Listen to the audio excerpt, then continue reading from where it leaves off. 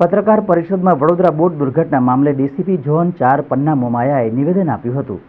પોલીસે ધર્મેલ શાહ અને દીપેન શાહની ધરપકડ કરી છે. ફરાર થયા બાદ બંને આરોપી મુંબઈમાં ફરતા હતા. વડોદરા ખાતે વકીલને મળવા આવતા ચકલી સર્કલથી ઝડપાયા હતા. બંને આરોપી 5-5% ભાગીદાર હતા. એફએસએલ રિપોર્ટમાં ઓવરલોડ તેમજ લાઈફ જેકેટ ન હોવાના કારણે આ ઘટના બની હોવાનું સામે આવ્યું છે. ફરાર આરોપીઓની કલમ 70ના વોરંટ મુજબ કાર્યવાહી ચાલુ છે. લેક ઝોનનો તમામ વહીવટ નિલેશ જૈન અને પરેશ શાહ કરતા હતા.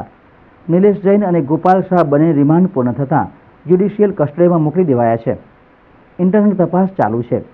શિક્ષણ વિભાગ અને કોર્પોરેશન પાસે રિપોર્ટ મંગાવ્યો છે.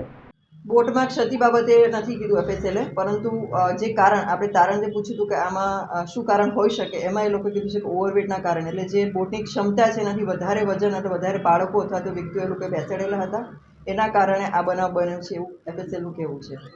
આ બંને આરોપી પકડાયા છે એની પાર્ટનરશિપ કેટલી હતી? બંને આરોપી 5-5% ભાગીદાર છે, એટલે 10% એ લોકોની પાર્ટનરશિપ થાય છે બંનેની ભેગી થઈને. બાકીના જે આરોપી છે એમને લઈને શું કાર્યવાહી? એ બાકીના જે 4 આરોપીઓ છે એ 4 આરોપીઓ માટે 70 મુજબનું વોરંટ મેળવી લેવામાં આવેલું છે અને આગળ એમની પ્રોપર્ટી માટે એટેચ કરવા માટે પણ કાર્યવાહી શરૂ કરવામાં આવશે. એ પ્રોપર્ટી કયા સંજોગોમાં ક્યારે સીલ થાય?